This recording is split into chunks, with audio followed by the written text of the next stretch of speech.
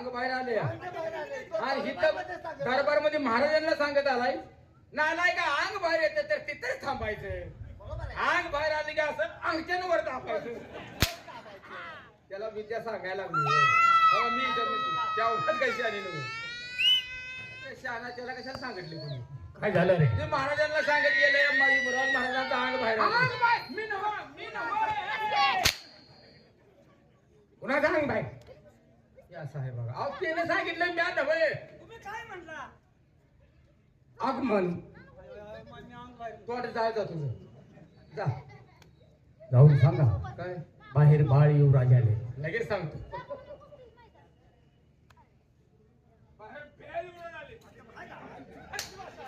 वजनात वजन शब्दावर वजन आहे का नाही आग लागली तुझ्या वजनाला. बाळ युवराज आले बाळ युवराज अरे त्याच्यावर मी भर दिला ना भ्याळ युवराज म्हणजे युवराज आले आहे. हो हो अदबीला आतमध्ये घ्या. एवढं तर काम कर काय करू अदबीला आतमध्ये घ्या. लगेच घेतो आदमीने घेऊन जा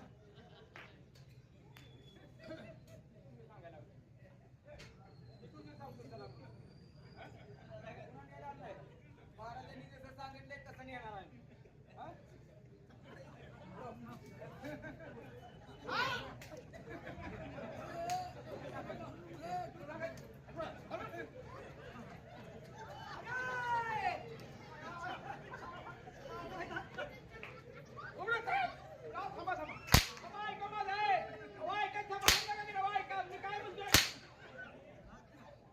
मुला आदमीने नेतोय का मुलाचं मैत घेऊन जातो का आर तुला आदमी कळती का हाणत घेऊन पोराला जीव मारून नेतोय काय करतोय काय करतोय तुमच्या बाने सांगितले काय सांगा त्यांनी सांगितले आपदा करत आहात म्हणून आदबीन आदर सत्कार करत आदर सत्कार हा हे तुझ्या आहे हे त्याच्या आईला हे त्याच्या आईला नसतोय सांग बरं नाही तर पोराचा आज माहीतच होतं नालाय का जावं त्याला सांगू नका जावं तुम्ही त्या मापाचे नाही चला पाठीमाग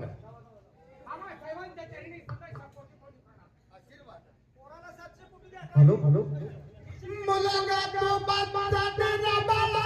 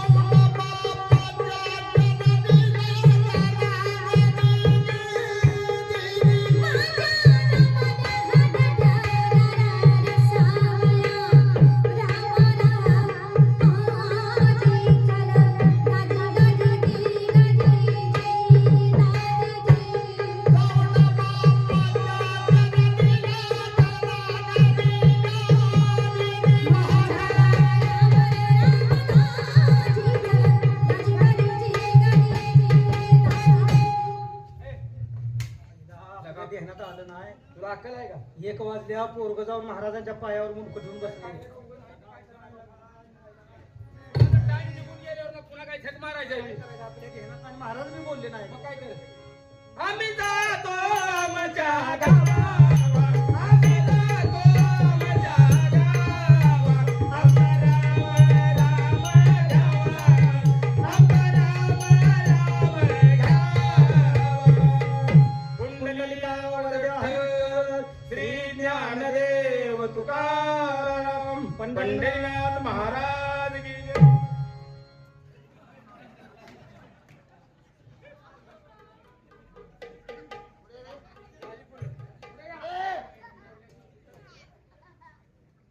हे बघा गरीब परिस्थितीने सगळ्यांनी तिने कसतर केले जेवल्याशिवाय कोणी जाऊन तुम्ही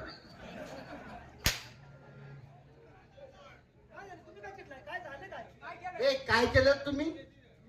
तुम्हाला काय वाईट वाटलं की काय केलं? पोरग तुमच्या मांडीवर येऊन आता पोरं पायाजवळ थांबलं नाही बरोबर आहे. आम्हाला वाटलं काल आमच्या आज्याचा वरसरात झाले बर आम्ही दोघं तिथंच थांबलो होतो अशीच फुलं टाकली 1 वाजता म्हणजे तुम्ही माझी जीवन पण थांबा थांबा थांबा थांबा, इकडे थांबा. थांबा. आबा, आबा, आबा, ए, नालाय का. तरी मी तुला सांगत होतो ना आलाय काय गळ्यात हार नाही काय नाही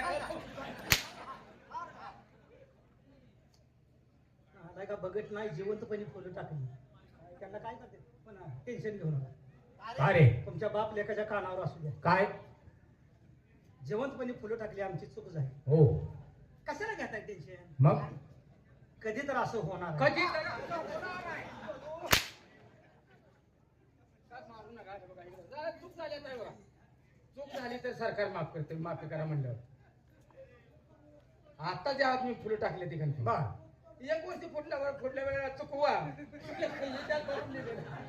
आता काय करायचं तुमच्या बापाने असं केलं का आता फुलं टाकले ते एवढं माफ करा पुढल्या वर्षी एक चुकवा तुम्ही तुमचं तोंड जरा साहेब बाबासाहेब बोला आज या ठिकाणी आम्हाला इतक्या तातडीने पाठीमाग बोलवण्याचं कारण काय भरत एक महत्वाची कामगिरी आज आम्ही तुमच्यावरती सोपवणार आहे सांगा बाबासाहेब आपल्यासाठी आम्ही आमचा प्राण देण्यास तयार आहे बरोबर आहे एक लक्षात ठेवा बरेच दिवस झालं आमचा आवडीचा एक छंद होता तो छंद आम्ही विसरत चाललो होतो काही व्यापामुळं तो छंद म्हणजे शिकारीचा छंद आज आम्ही जंगलामध्ये शिकारीसाठी जाणार आहोत तेव्हा तुमच्या आईसाहेब आहेत ना त्यांच्या सेवेसाठी आपली नेमणूक आम्ही करत आहोत वा बाबासाहेब बाबासाहेब शिकार करणं हे क्षत्रिय कुलात जन्माला आलेल्या प्रत्येक व्यक्तीचं एक आद्य कर्तव्य आहे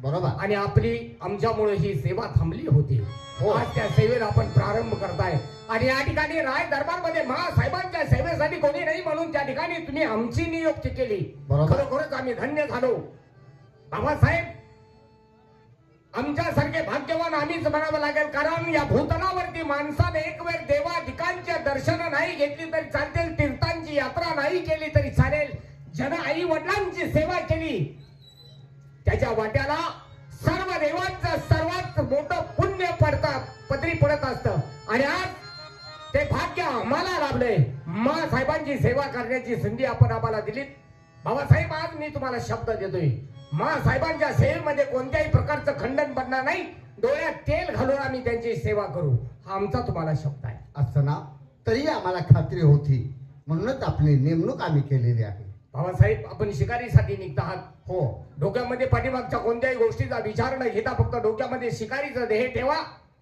साहेबांची सेवा आम्ही करतोय असं ना या आपण येऊ आम्ही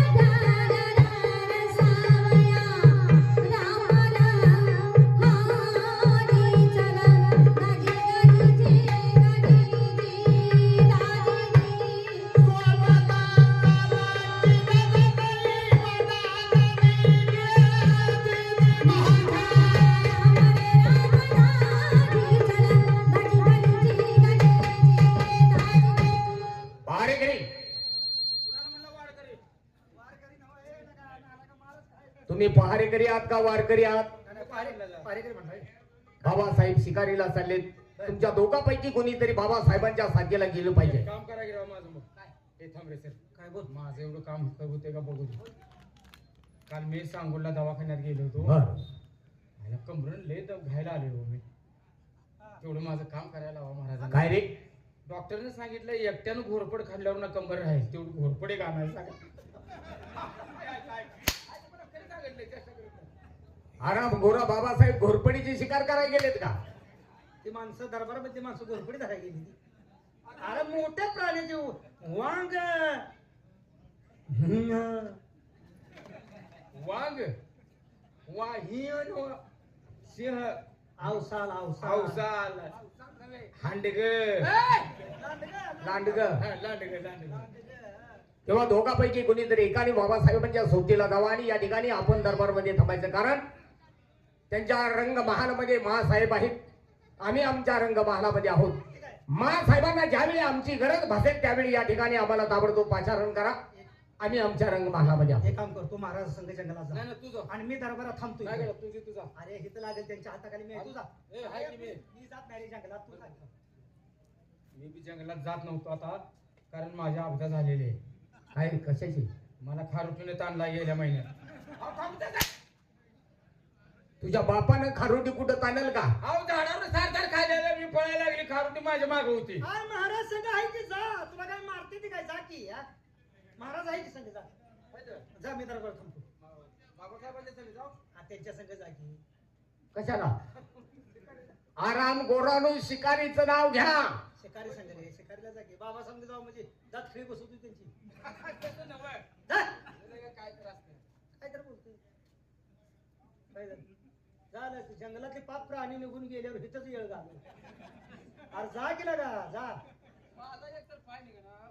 माझा गेला. बहुतेक महाराज पळायला लागले, खोकडाच्या मागे लागले काय. जायचं ना आलाय तुझं बजाव का?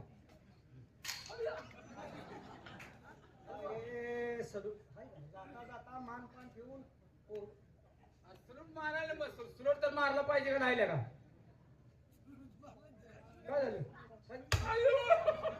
सलूट मारलाय तुला का, कसली जखम आहे?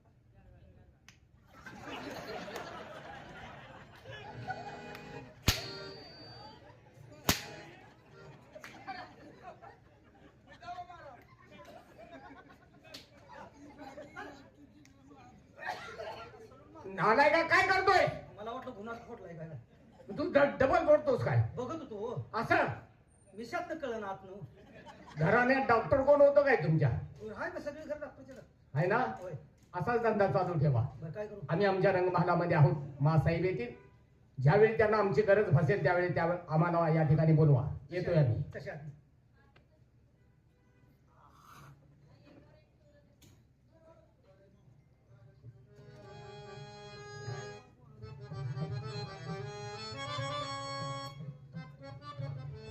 महाराज शिखरला गेले. बरं झालं शिखरला गेले ते, आणि आमच्या शिळेसाठी भरतला ठेवलेलं आहे. अरे हवालदार, भरत कुठं आहे? भरत महाराज हा, असतील ना, आता दरबारामध्ये झोपले असतील. आम्ही बोलवले म्हणून सांगा. सांगू का? हा.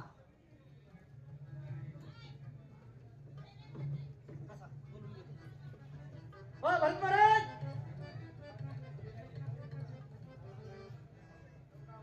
काय रे मम्मी बोला ते. तुमची? आमची आई कशाला बोलते, आम्ही मेली. हा तुमच्या आई अरे म्हणजे आमच्या साहेब. हा हा हा, चला ताबडतोब. या या.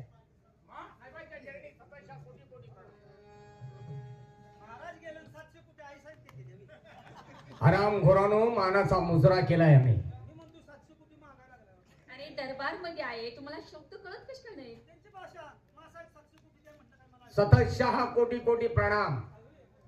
जाऊ द्या. हे बोला असे- मासाहेब, कोणत्या प्रकारची आम्ही आपली सेवा करू? हो भरत, महाराज शिखरला गेले ते तुम्हालाही माहित हो आहे. हो. बरं झालं, त्यामुळे तर तुमच्याशी बोलायला आम्हाला वेळ तर मिळाला. बरेच दिवस झाले तुमच्याशी बोलावं म्हणून आम्ही प्रयत्न करत होतो, पण कधी आम्हाला मोका मिळालाच नाही. भरत, कसं सांगू तुम्हाला की माझं प्रेम तुमच्यावरती किती आहे? का असणार नाही मासाहेब? एक आईच मुलावरती प्रेम असणं साहजिक आहे, कारण तुमच्या अंगाखांद्यावरती आणि खेळून लहानाचे मोठे झालोत म्हणल्यानंतर तुमचं आमच्यावरती प्रेम असणारच आहे. नाही भरत, कोणतं प्रेम म्हणता तुम्ही? माय लेकराचं? नाही मग भनी भावंडाचं असेल? नाही. मग साहेब मला सांगा, या भूतलावरती असं राहिलं प्रेम कोणतं ते तुमचं आमच्यावरती आहे? एवढं ओळखत नाही? मी सांगते आहे, जसं नवरा बायकोचं प्रेम तसं माझं. साहेब काय बोलता?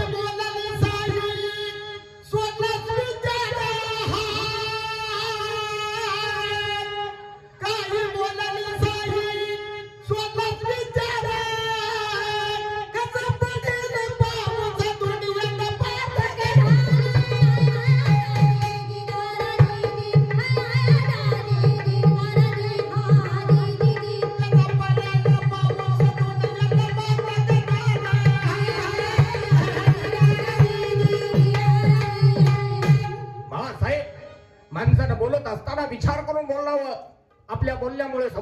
व्यक्तीच्या मनावरती त्याचे काय परिणाम होतील. मी काय वाईट बोलली? साहेब, हे माय लेकराचं पवित्र नातं या परमेश्वरानं भूतलावरती सगळ्यात पवित्र नातं जन्माला घातलंय आणि या पवित्र नात्याला कलंक लागेल असे आपल्या मुखातून शब्द. अहो, ज्या मुखातून अमृत ओकायचं सोडून त्याच मुखातून विष ओकलात तुम्ही.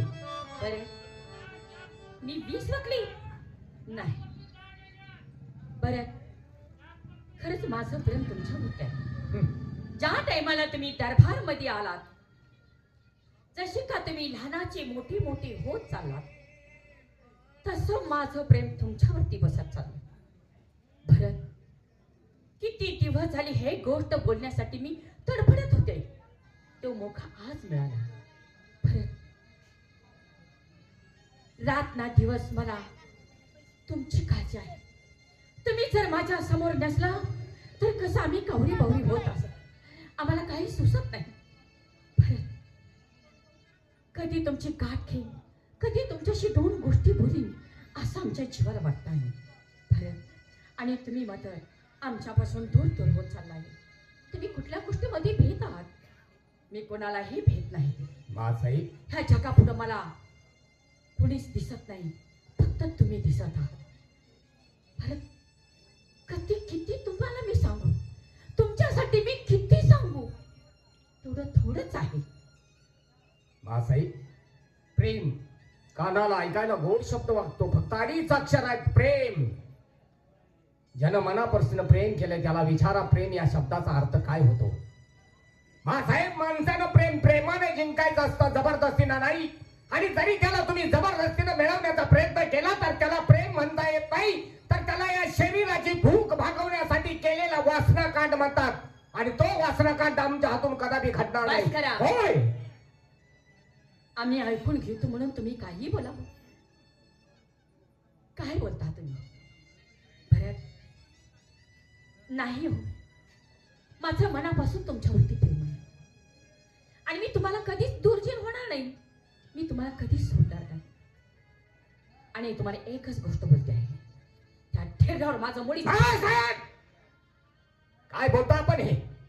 अहो, कसाही असू द्या, तो तुमच्या 7 जन्माचा सोबती आहे.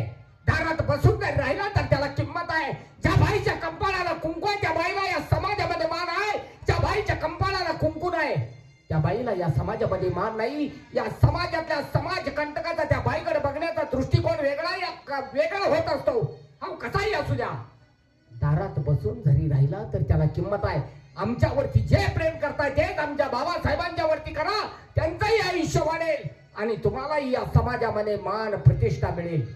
पण साहेब, नाही तुम्हाला कळणार, कारण तुमच्या डोक्यात हे वाईट विचाराचं थैमान परमेश्वरानं कुठून निर्माण केलं माहित नाही.